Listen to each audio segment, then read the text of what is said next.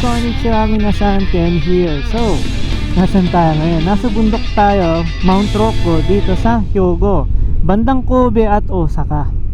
Ngayon, tatlong klaseng motor ang sinasakyan namin. Merong medyo sport, merong super sport, at meron ding adventure sport. Ngayon, anong advantages at disadvantages ng mga gantong klaseng motor?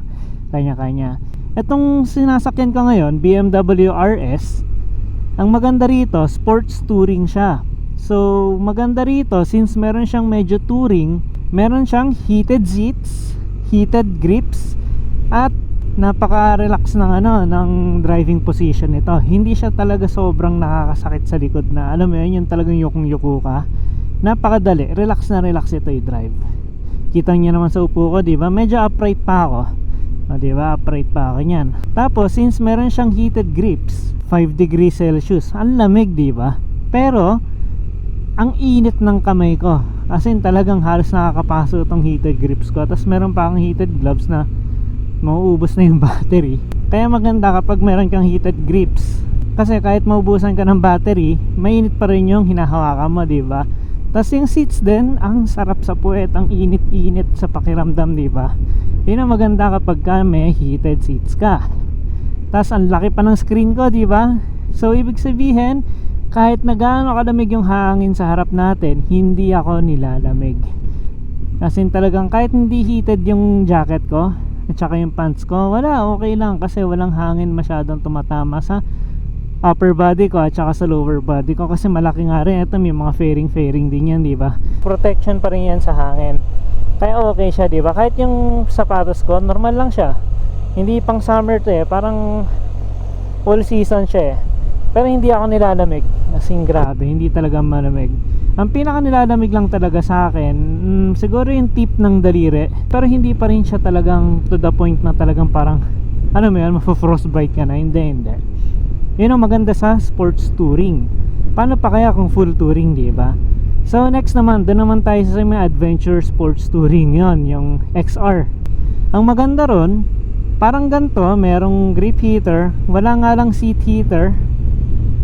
Tapos, teka, hihinto tayo saglit. So, hinto muna tayo saglit dito. Pakita natin yung mga motor-motor. So, ayan ha, tingnan nyo, diba? May heated seats kahit yung angkas meron. May heated grips. Ang laki ng screen. Hindi ka talaga tatangayin dito, diba? Ito naman yung S1000XR. Adventure sports na touring siya. Hindi ganun kalaki yung screen, pero enough siya para hindi ka nalamigyan sa hangin. Meron din ganito. So, protection din sa hangin niya, sa kamay, diba? Tapos napakalaki ng makina niyan. Sobrang lakas, halimaw to. Pati yung driver, halimaw. Pero ang laki ng tangke, so hindi ka mauubusan agad ng gas dito. Pang touring na siya talaga. May fog lights, ang lakas ng ilaw. Pwede mo lagyan ng navi dito, kaya may phone holder naman, diba?